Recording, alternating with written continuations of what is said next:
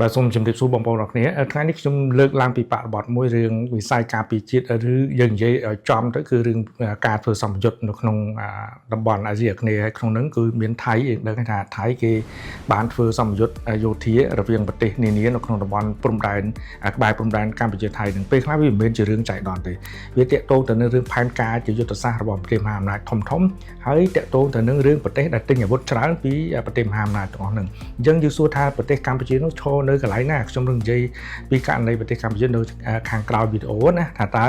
ប្រទេសមហាអំណាចទាំងអស់ហើយនៅរឿងផែនការទិញអាវុធរបស់ប្រទេសកម្ពុជានោះស្ថិតនៅកន្លែងណាហើយប្រទេសមហាអំណាចធំចាត់ទុកកម្ពុជានឹងឈរនៅកន្លែងណាខ្ញុំលើកឡើងពីរបបហ្នឹងដើម្បីឲ្យបងប្អូននឹងបានយល់យកទៅពិចារណារបស់គ្នាបើមិនជាយើងមើលរឿងនៅក្នុងរឿងផែនការនៃការទិញអាវុធនៅក្នុងចន្លោះឆ្នាំ2010ដល់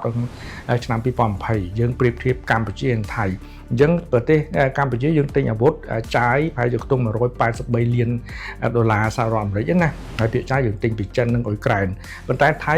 គេមានជំរើសទិញពីប្រទេសជាច្រើនហើយបរិមាណដែលគេទិញនៅក្នុងចន្លោះពេលដូចគ្នាហ្នឹងគឺ2912លានដុល្លារអញ្ចឹងនៅក្នុងចន្លោះឆ្នាំ2010ដល់ក្នុងឆ្នាំ2020អញ្ចឹងថៃគេទិញពីចិនផងគេទិញពីអ៊ុយក្រែនផងគេទិញពីស៊ុយអែតផងកូរ៉េហ្នឹងបងផងពីអាមេរិកផងពីរុស្ស៊ីផងហ្នឹងពីប្រទេសផ្សេងទៀតដែលមានតម្លៃហ្នឹងលើសយើងច្រើនលើសពីកម្ពុជាច្រើនយើងសួរថា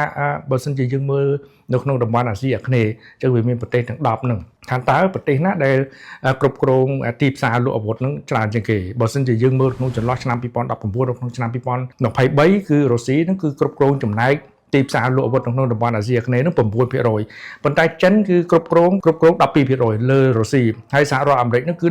16% ដែលគ្រប់គ្រងចំណែកទីផ្សារលក់អាវុធហ្នឹងណាអញ្ចឹងយើងមើលនៅក្នុងអ្វីដែលប្រទេសមហាអំណាចទាំង3ហ្នឹងបាន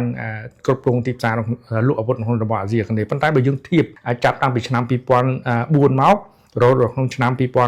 ហ្នឹងគឺនិន្នាការនៃការលក់អាវុធពីចិនគឺកើនឡើងចន្លោះពី 5% ទៅ 12% មានកើនពី 5% នៅឆ្នាំ2004ដល់ 12% នៅក្នុងឆ្នាំ2023អញ្ចឹងចិនលក់អាវុធកើនប៉ុន្តែរុស្ស៊ីថយពីកាលពីឆ្នាំ2004គឺគាត់លក់អាវុធបាន 30% នៅក្នុងតំបន់អាស៊ីអាគ្នេយ៍ប៉ុន្តែឥឡូវនេះគឺគាត់លក់អាវុធមានចំណែកបានតែ 9% នៅក្នុងពេលចំពោះមុខហ្នឹងប៉ុន្តែសហរដ្ឋអាមេរិកថេអញ្ចឹងចន្លោះឆ្នាំ2004ក៏គាត់លក់អាវុធនៅក្នុងតំបន់អាស៊ីអាគ្នេយ៍ 16% ឥឡូវហ្នឹងក៏ 16% ដែរនេះគឺជាអ្វីដែល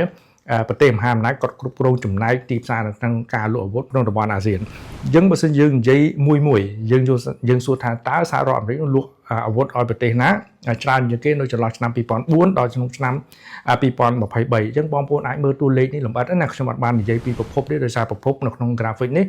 បានបង្ហាញយ៉ាងច្បាស់ហើយបងប្អូនអាចមើលលម្អិតយើងមើលសហរដ្ឋអាមេរិកគាត់លក់អាវុធទៅឲ្យប្រទេសសង្ហបុរីនឹងច្រើនជាងគេលេខ1នៅក្នុងចន្លោះឆ្នាំ2004ដល់ក្នុងឆ្នាំ2023មាន20ឆ្នាំអញ្ចឹង20ឆ្នាំនោះគឺគាត់លក់ឲ្យសង្ហបុរីនឹងច្រើនជាងគេដែលមានតម្លៃ5240លានដុល្លារបន្ទាប់មកហូហែនោះមានឥណ្ឌូនេស៊ីមកជាង1000លានដុល្លារមានហ្វីលីពីនមានថៃមានម៉ាឡេស៊ីវៀតណាមហើយនិងប្រុយណេគឺចន្លោះប្រហែលជាខ្ទង់ជុំវិញ100លានដុល្លារណាក្នុងរយៈពេល20ឆ្នាំដែលសហរដ្ឋអាមេរិកនឹងគាត់លក់អាវុធឲ្យអញ្ចឹងបើយើងធៀបអញ្ចេះទៀតនៅក្នុងនោះគឺអត់បានរំលេចពីករណីប្រទេសកម្ពុជាខ្ញុំសូមបើកបញ្ចក់អញ្ចឹងបើសិនយើងមើលនៅក្នុងទូនាទីចិនហើយនិងទូនាទីសហរដ្ឋអាមេរិកក៏លក់អាវុធឲ្យថៃយើងបើកបញ្ចក់ថៃបន្តិចទៅនៅក្នុងចន្លោះឆ្នាំ2004ដល់ក្នុងឆ្នាំ2023បើសិនជាយើងនិយាយពីសហរដ្ឋអាមេរិកក៏លក់ឲ្យថៃនឹង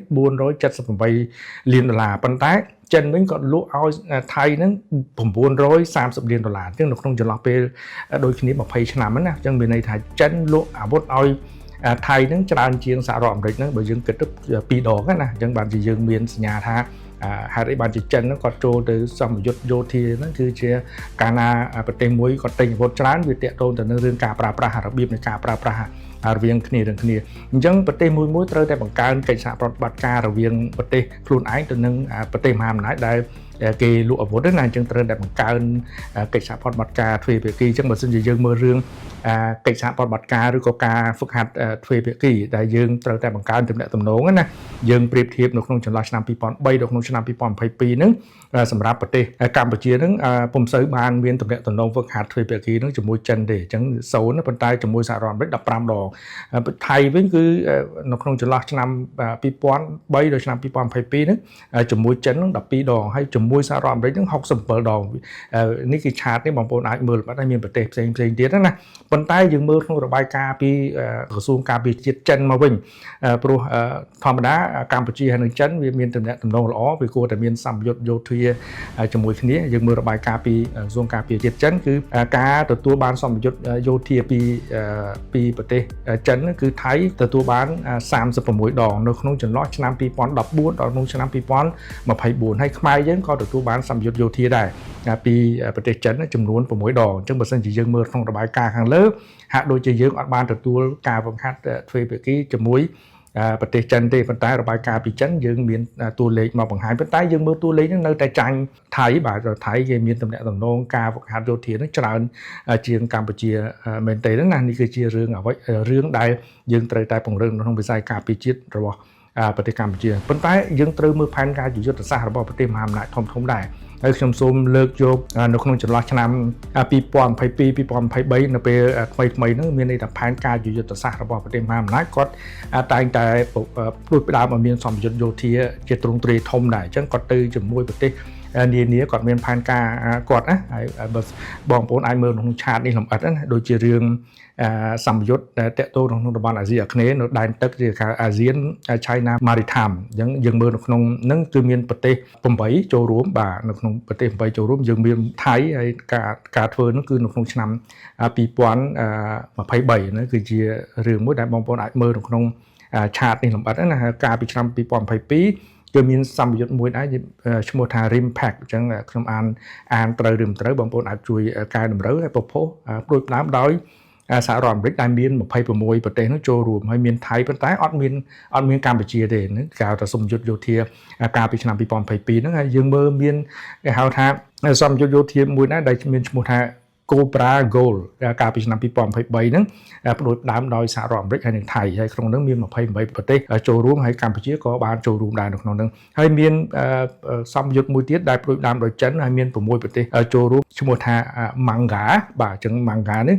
បងប្អូនអាចមើលបានគឺមានទាំងថៃហើយមានទាំងកម្ពុជានោះក៏ចូលរួមនៅក្នុងផែនការយុទ្ធសាស្ត្រផែនការសម្ពយុទ្ធយោធារបស់ប្រទេសមហាអំណាច